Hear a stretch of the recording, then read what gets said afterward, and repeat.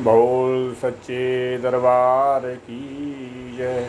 बोल भगवती मैया की जय। सनातन धर्म की जय।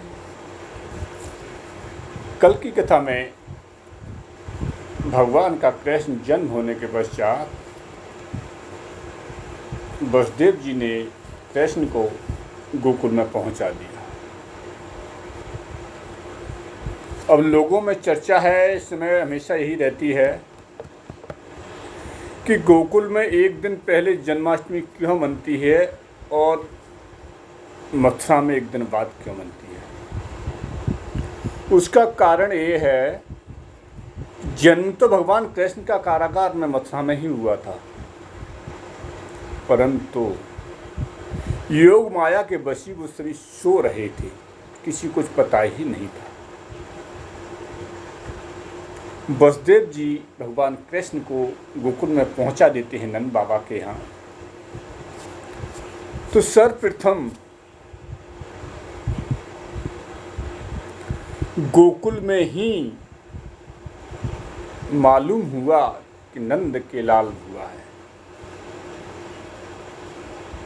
जहाँ पहले जानकारी हुई वहीं महसूस, उसी को अमल में लाया जाता है, उसी को कार्य किया जाता है, अंजाम दिया जाता है। इसलिए नंद बाबा के यहाँ पर गोकुल में पहले भगवान का जन्मोत्सव मनाया जाने लगा था। जब वहाँ जानकारियाँ हो गई, धूमधाम से पटाखे बजने लगे, सब जागरण होने लगा। उसके पश्चात जब वसुदेव जी गोकुल से मथुरा के लिए आते हैं और मथुरा में आने के पश्चात योग माया भगवती कंस के हाथों से छूट के चली जाती हैं, तब मालूम होता है कि यहाँ जन्म हो चुका है। परंतु हाँ, कृष्ण का नहीं, वहाँ एक बेटी के जन्म की चर्चा चली थी। इसलिए दूसरे दिन ये चर्चा बाद में आई है कि कृष्ण का जन्म तो वहीं हुआ था, तो इसलिए दूसरे दिन ही इस बात को, तथ्य को मनाया जाता है। क्यों, वो जानकारी उस समय मथुरा महल के अलावा नगर में नहीं थी। नगर में तो दूसरे दिन ही इसकी जानकारी हुई है। इसलिए इस कथा को, ये चर्चा में चला आ रहा है कि पहले से ही गोकुल में ही भगवान कृष्ण का जन्म होता आया है। भगवान का जन्म हो जाता है कारागार में। मालूम हो, हल्ला हो जाता है कि हो गया हो गया हो गया, और ये आवाज़ कंस के कानों में पहुंचती है तो कंस उठता हुआ बिना पूछे ही चला आता है। देखता नहीं है, दरवाजे से ताले खुलते चले आ रहे हैं। और जैसे ही कारागार में प्रवेश होता है तो देव की माता जी अपने गले से उस बेटी को लगाए बैठी हुई हैं और कहती हैं, भैया ये तो बेटी है, बेटा नहीं है। आकाशवाणी गलत तो ही है, तुम इतने निर्दयी नहीं थे, आप मेरे पुत्रों का वध करते तो उस आकाशवाणी के तहत हुआ है, पर ये मेरी बेटी है, बेटा है ही नहीं। परंतु कंस दुष्ट था, उसने विश्वास नहीं किया और जबरदस्ती देवकी के हाथों से उस कन्या को छीन लेता है और देख रहा है कि कन्या है या पुत्र है। उसको ऐसा लगता है कि कहीं मैं कोई सपन तो नहीं देख रहा हूँ। ये गौर से देखता है कि तो बेटी है, बेटा ही नहीं है। फिर गौर से देखता है, बेटी है। बोला कि मैं कुछ स्वप्न भी तो नहीं देख रहा हूँ। और उसको पटकने के लिए होता है, तब तक तो भगवती शक्ति उसके हाथ से छूट करके निकल जाती हैं। अष्टभुजाओं में सभी आयुधों में प्रकट हो जाती हैं। देवता उनके ऊपर फूल बरसाएं लगते हैं, भक्ति के ऊपर स्तुतियाँ कर रहे हैं देवता आकाश मंडल में। तभी कंस को संबोधित करके भगवती कहती हैं, दुष्ट, तूने बहुत अत्याचार किया है, तूने बहुत पाप किया है। तुझे तो पूर्व जन्म का शत्रु तेरा तुझे मारने के लिए अवतरित हो चुका है। तुझे मुझे मारने से क्या मिलेगा? कुछ नहीं मिलेगा। तुझे मारने वाले तो अवतरित हो चुका है। इस तरह की आकाशवाणी को सुन करके जहाँ भगवती की झलक जिसके ऊपर पड़ जाती है तो उसके अंदर से अज्ञान रूपी अंधकार क्षण के लिए समाप्त हो जाता है। और माँ ने अपने गर्भ में भगवान को धारण किया हो, उसका तेज कितना होगा। उसको तेज को देखते ही कंस का भी आज मन द्रवित हो जाता हो, कहता माँ बहन, मैंने तुझे बहुत अत्याचार किए हैं, तुझे बहुत कष्ट दिया है, तुझे मैंने तुम दोनों को बेमतलब ही एक आकाशवाणी दुष्टों की कही हुई अनुसार तुमको कारागार में डाला, और मेरा शत्रु तो अवतरित हो चुका है। नारद जी का कहना भी सत्य था, परंतु ये समझ नहीं पा रहा हूँ कैसे क्या हुआ है।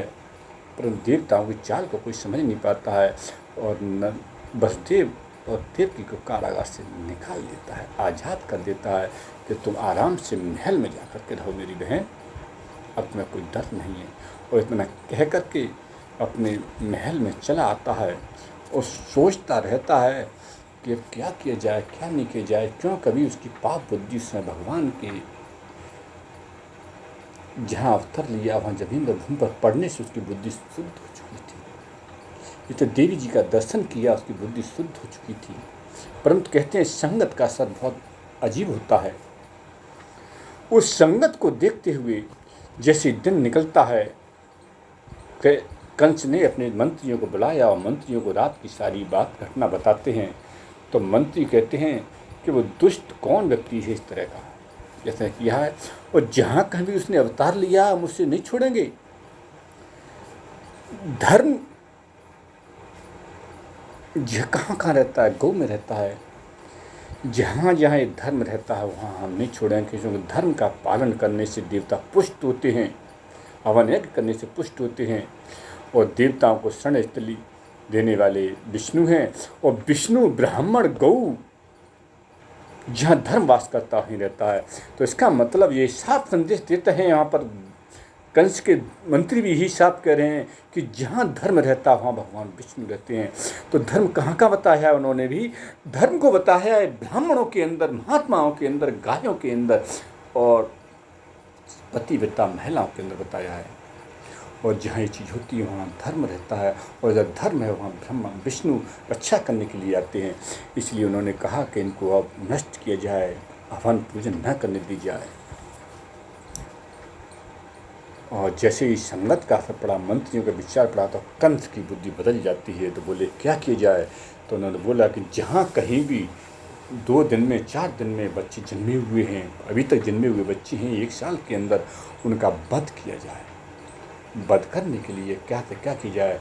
तो बाल घात में पूतना को बुलाया जाता है। इधर क्या होता है, इधर गोकुल में बहुत उत्सव मन रहे हैं। नंद बाबा तो भूल गए हैं सब कुछ, क्या किया जाए। तो दूसरे गोप नंदा को लेकर के उन्होंने गोकुल की रक्षा का भार सौंप दिया है। आप इसकी रक्षा कीजिए गोकुल की, मुझसे अब नहीं हो पाएगा, क्यों मेरे यहाँ वृद्धावस्था में आकर के पुत्र जन्म उत्पन्न हुए हैं, तो अब इनकी देखभाल करनी है, मुझे सब लोगों के पास देखना है।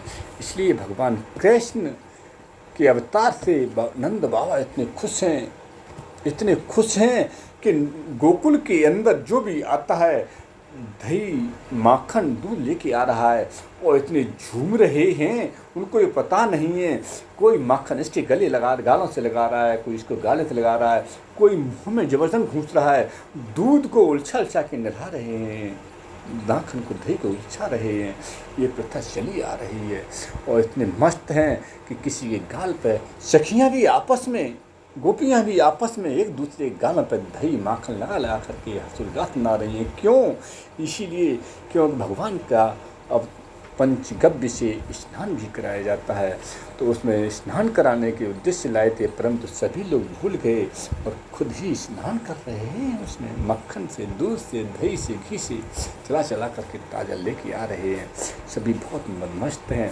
और इधर कंस का कर भी देना था, तो कर देने के लिए नंद बाबा मथुरा के लिए आते हैं, कंस चुका देते हैं, कर ऋण चुका देते हैं कर। और कर चुकने के पश्चात इधर वसुदेव को मालूम होता है कि हमारे सखा नंद आज कर देने के लिए मथुरा आए हुए हैं। तो उनसे मिलने के लिए वहाँ से निकल के आते हैं, और उनसे मिलते हैं, अपने महल में ले जाते हैं। वहाँ पर जब ले जाते हैं तो उनसे वार्तालाप होता है, और उनको बता देते हैं कि आपके यहाँ मेरा एक गोकुल में एक बालक पल रहा है, उसकी कैसी खैर खबर है, पूछते सब बता देते हैं। और ये कहते हैं कि देखिए अब कुछ आप यहाँ रुकना मत, कर चुका दिया है तो कर चुका करके अब जल्दी ही चले जाना यहाँ से, और यहाँ रुकना मत आप। क्योंकि यहाँ रुकते हैं आप तो पता नहीं कुछ अनहोनी जी घटनाएं हो रही हैं। कंस को मालूम हुआ है आसपास के क्षेत्र में, यादवों के वंशों में देवताओं ने अवतार ले लिया है, और उनके शत्रु ने भी अवतार ले लिया, उसके मारने वाले ने लिए, वो षड्यंत्र रच रहा है। इसलिए आप जा करके जल्दी निकले यहाँ से, रुकना मत आओ। तो नंद बाबा वसुदेव से आज्ञा अनुमति लेकर के चल देते हैं, और सोचते हैं कि वसुदेव ने जो कुछ कहा है वो कहीं सत्य कहा होगा, गलत नहीं बोलते हैं, वो कभी झूठ नहीं बोलते हैं। तो अब क्या हो सकता है? तो इधर क्या होता है, इधर तो अपने छकड़े में बैलों में जोत करके छकड़े में बैठ के जाते हैं, जैसे बैलगाड़ी बोलते थे, कुछ रथ बोलते थे तो छकड़ा बोलते थे, और छकड़े में बैठ करके अपने ग्वालों के साथ में नंद बाबा गोकुल की तरफ जा रहे हैं।